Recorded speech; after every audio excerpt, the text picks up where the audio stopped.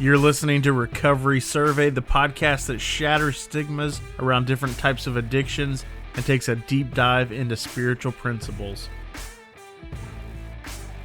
One of my mentors says, what's in the way is the way.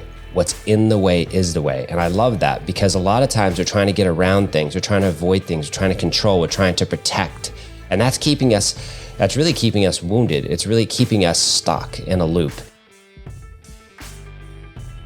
My guest today is named Jesse Harless. He is the author of If Not You, Then Who?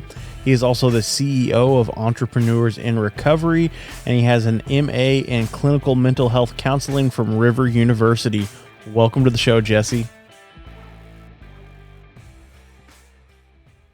Hi, my name is Jesse Harless, and I am the author of a new book that recently launched called If Not You, Then Who? Harness Your Strengths to Overcome and to Shift from Addiction to Abundance. And I'm really excited to be here with you. So thank you so much. So glad to have you on the show today. I'd love to dive in and get a little bit of the backstory. Before we started recording, you had mentioned that you've been in recovery since 2005, and I'd love to hear some of that journey and maybe the events that led up to you finding recovery and what ultimately led to that decision. Because I know for a lot of us, it's not an easy thing for us to start that journey. And like for me, for example, mine was kind of a nudge from the judge kind of situation is what got the ball rolling as far as that goes. So I'd love to hear more about your story. Yeah.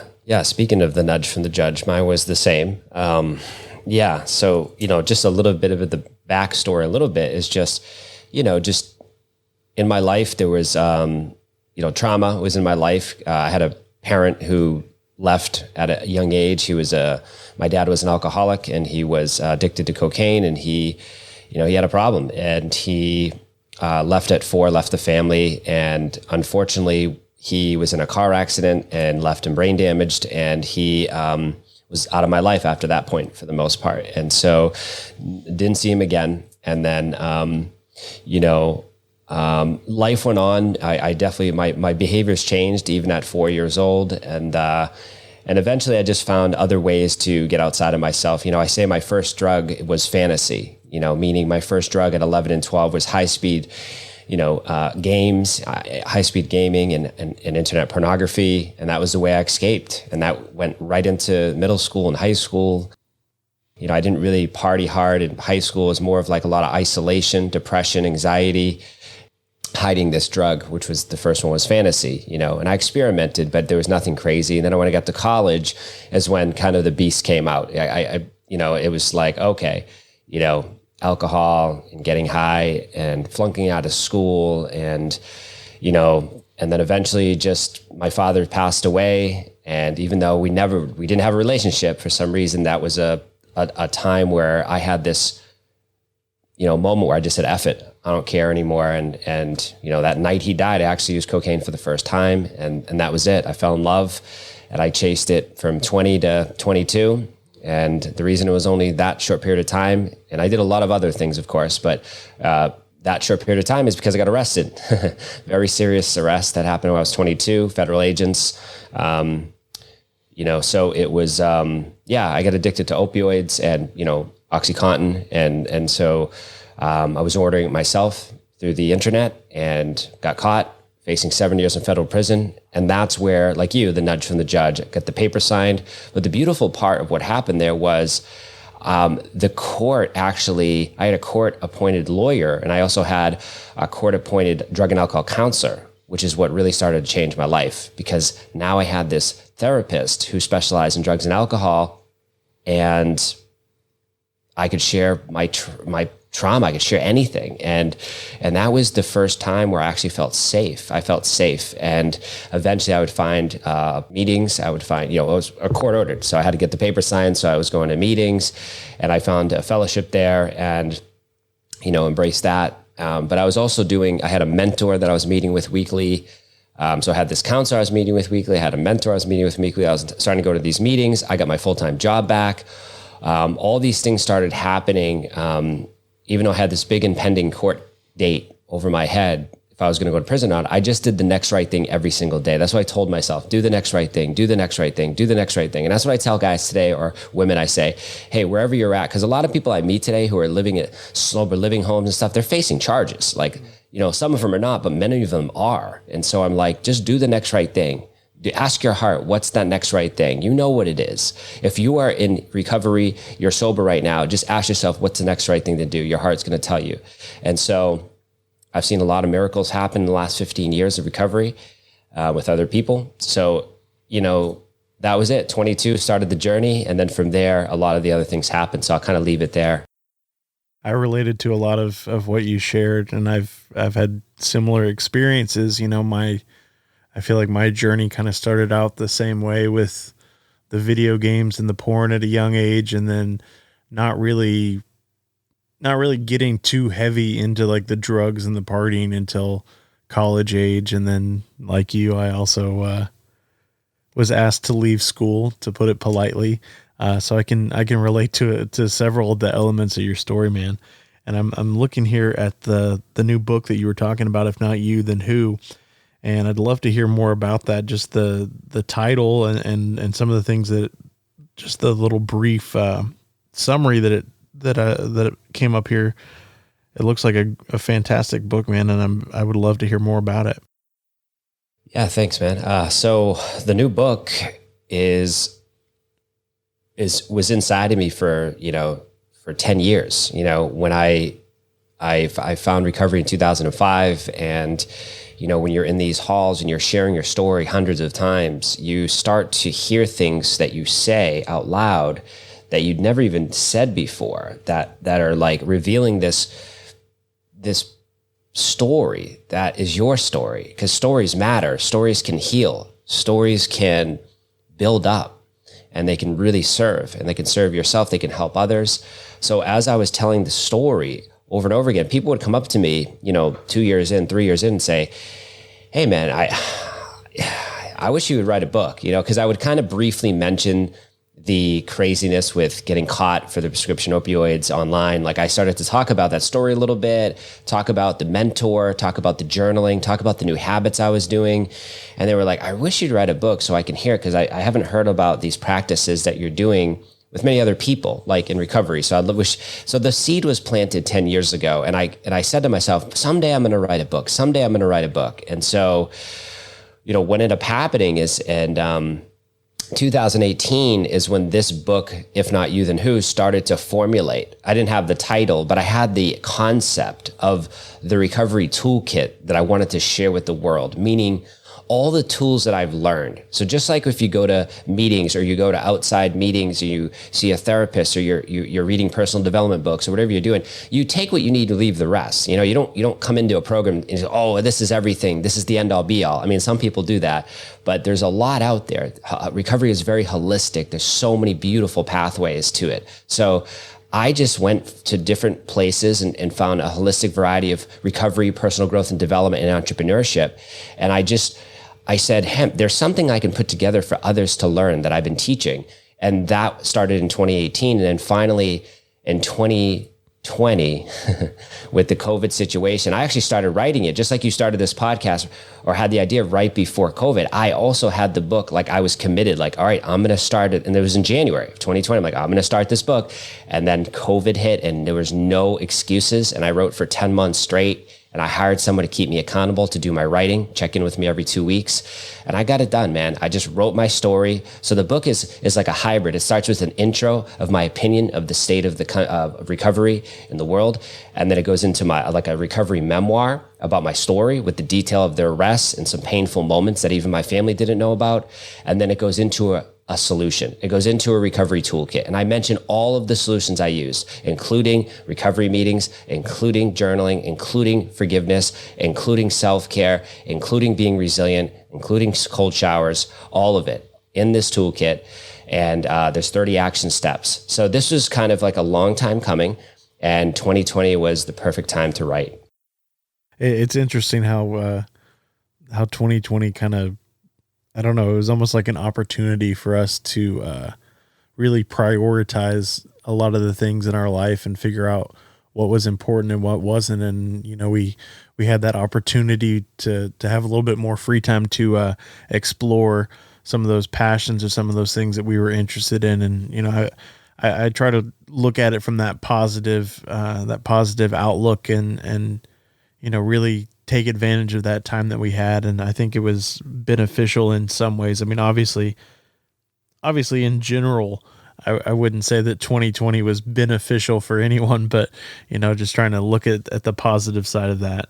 I'd love to hear more about some of those tools that you mentioned in the book. I love how you laid that out with the memoir, and then, kind of the hope shot at the end, giving people that encouragement and some tools that they can use. I think that's a great way to structure that. Yeah, thanks. So the toolkit is called Fears, and I called it Fears intentionally. So in chapter 4 in the book, it says, go from fear to fears, fear to fears. A lot of people living in fear right now. It's part of this mental health breakdown. It's part of addiction. A lot of stuff is happening in people's worlds right now. So I like to look at fear as it could be a thing to help you, and it can save your life, but it can also hurt you. It can also be something that becomes very mental. I've heard said before, 90% of the things we worry about never happen. So to think about fear as also a compass. And one of my mentors says, what's in the way is the way. What's in the way is the way. And I love that, because a lot of times we're trying to get around things. We're trying to avoid things. We're trying to control. We're trying to protect. And that's really keeping us wounded. It's really keeping us stuck in a loop. And so, but sometimes chasing towards those fears, feeling the feelings, feeling the pain. Addiction is about pain. So feeling the pain, going through that, but with someone else. I'm not saying to do this alone, but some of it you do have to do alone. And that's why I wrote a book, to help you to do this alone. But also, if you have a mentor, a sponsor, or someone in your life, a close friend, a spiritual advisor, share the journey with them as you go through this process. Or you can reach out to me and we have a group, But the reality is, the fears process is this: focus, elevate, appreciate, resilience, self-care. So I believe inside of those 5, let's call them practices, habits, inside of those 5 words is the essence of what has kept me in recovery, period. So focus means focus on your recovery. Build your recovery team. Have a recovery tribe. Surround yourself with people who has your back no matter what. They're not a threat to your recovery. So build a recovery team. And then focus on your purpose. I really believe one of the biggest deficits we have for people who struggle with drugs and alcohol and any addiction, gambling, sex, power, greed, unhappiness, is this idea of purpose. So focusing on your purpose. And in the book, I give a process I learned from another mentor, Jack Canfield, about how do you create a purpose statement, to understand a little bit more about what purpose is. And it's very simple. When I did it years ago, it really helped me. So I share that in the book. So focus on your recovery. The second is elevate your recovery. What does that mean?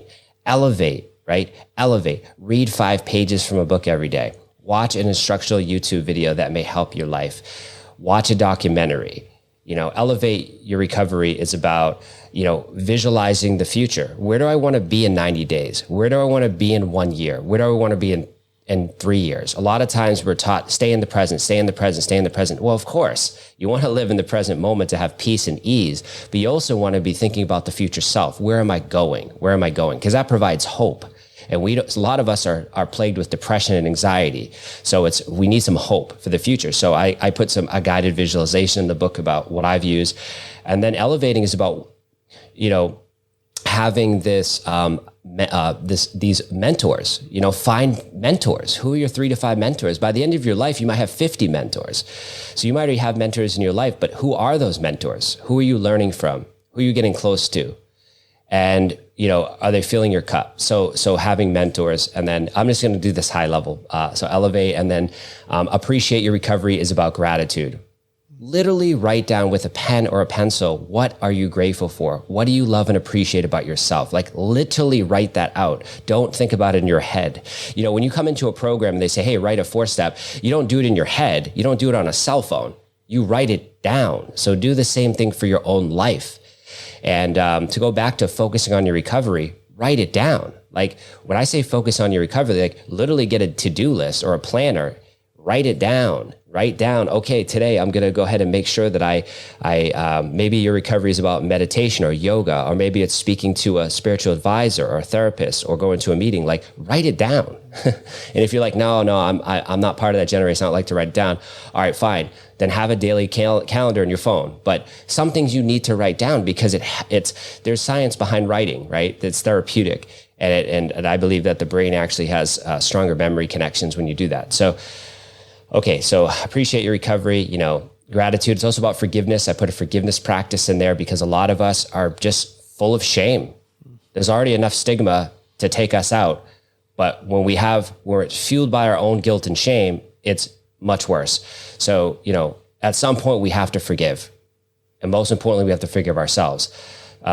So appreciate your recovery is about those practices, also about your story. So I'm really big into someone's story. And if you're someone in addiction recovery or mental health recovery, the story is very powerful. So I talk about how to share your story, sharing it with someone, being of service. And then resilience in recovery is about getting out of your comfort zone. You have to get out of your comfort zone. Everything about recovery is uncomfortable, period. I don't know what's comfortable about recovery. It is uncomfortable. You're doing things to get outside of yourself. You're meeting new people, you're finding others, you're reading, you're doing practices. And so, do things that are out of your comfort zone that, it might be just picking up the phone and calling someone and asking for help. I know plenty of people who have long-term recovery, 20 years, 30 years, 40 years, who are struggling with severe depression right now. So reach out for help, ask for help. Okay, resilience and recovery too. I'm not going to say every type of part of all of it, but I feel inspired in the moment. The other part is trust your intuition. Because having a resilient heart and mind is very powerful. Having a resilient mind is what the world is running on. The world is running on mind. It's all about mind, getting ahead, getting into my head. We need to drop into the heart. So having a resilient heart and mind is we also trust our intuition.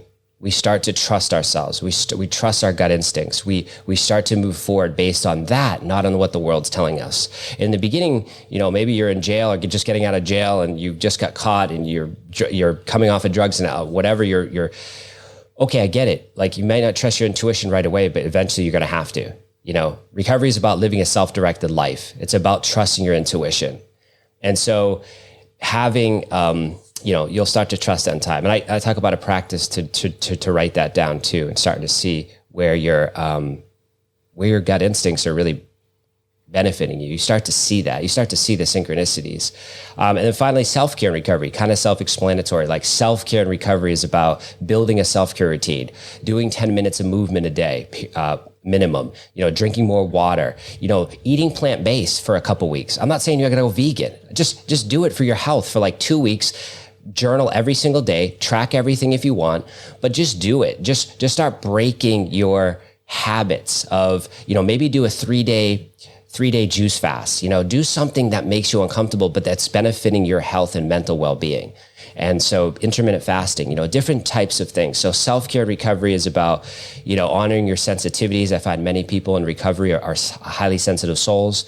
So like getting out in nature, taking walks in nature, being around water, getting plants, in your house and just honoring the sensitivities. So I've said a lot, but that's the idea of the toolkit in my book. It's called Fear's Recovery Toolkit. And, it's what has served me and the people that I have helped that have looked for things outside of the halls and look for other ways. I've shared with them. I've learned from many people the same way, and I just do them. And so I figured I would share what I do. Man, that's a lot of good stuff in that toolkit that you mentioned, and I'm sure there's more in the book. So I would encourage anybody that's listening to pick up a copy.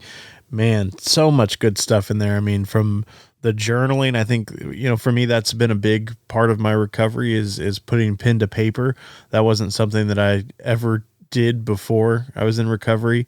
Just like you were talking about the mentorship, man.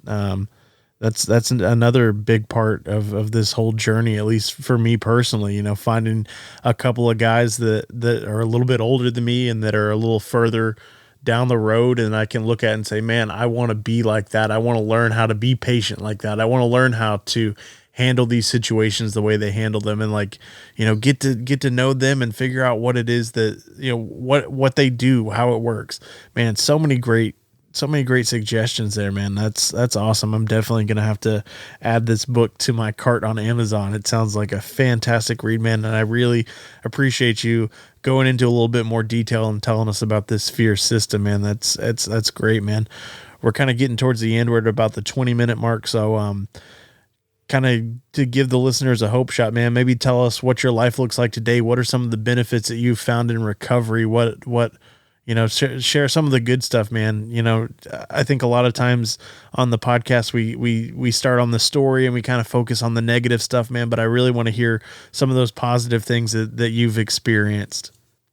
Yeah, absolutely. Because, I'll admit, and I've been, I left my job in 2017 to become an entrepreneur in recovery. And, I can be pretty intense, man. I'm really passionate about what I do, but I also want to share with the audience that, like, I have fun. You know what I mean? Like, I am really intense about my recovery because I've lost family members. I've lost friends. I mean, they're not coming back, so I'm really passionate about this, but I also want to let you know, I have fun. I have calm. I have ease in my life. I have peace, so I'm also someone who's, spending time with friends and, going out and traveling. Well, before, what happened in 2020, but I'm getting out there, I'm living my life. And that's really important, to enjoy your life. I enjoy every single day. I enjoy what I do. When I wake up in the morning, I'm excited for my day, and so, these practices that I do, I do them because I had, I didn't mention a lot of this, but I had panic disorder and severe anxiety.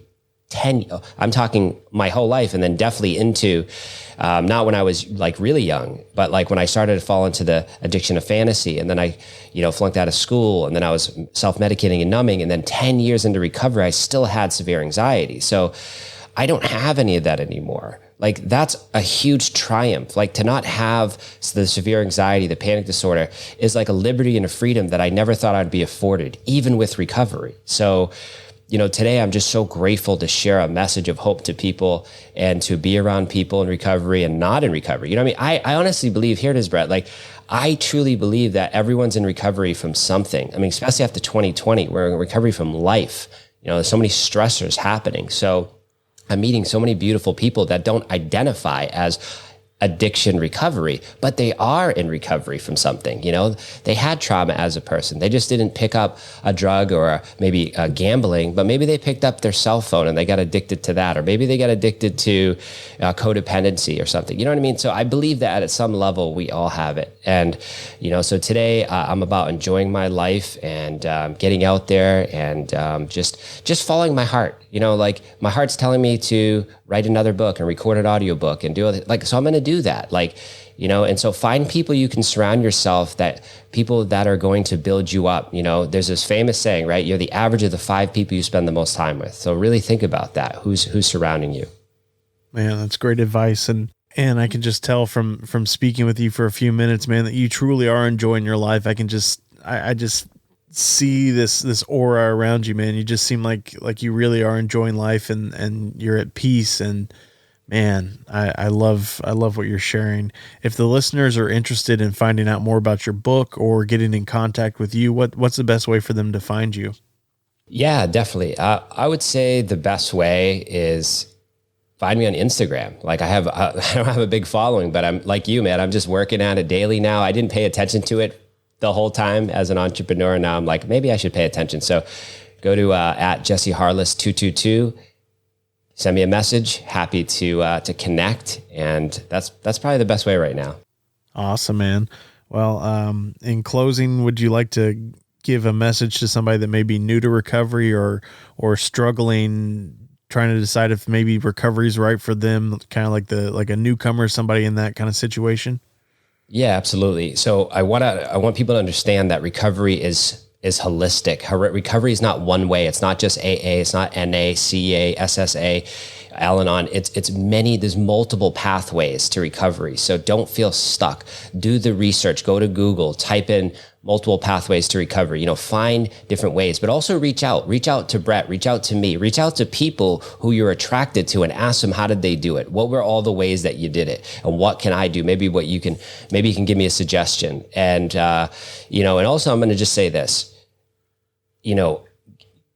give yourself a break, be easy on yourself, but also remember that sometimes we need a fast. We need mini breaks. We need to break away from our patterns.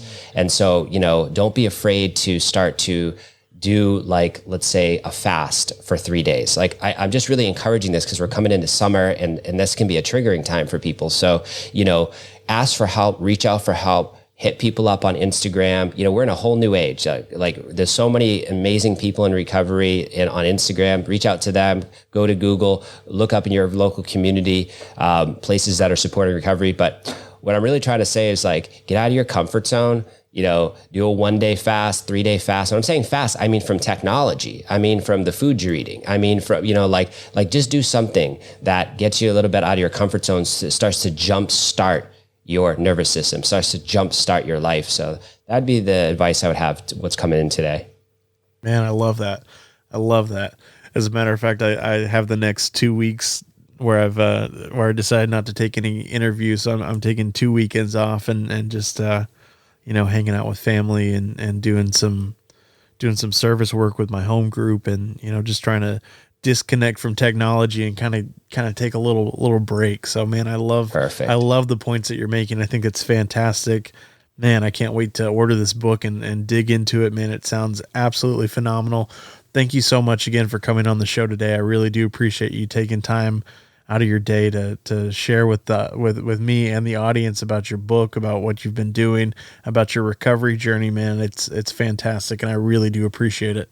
Thank you, Brett. Much appreciated.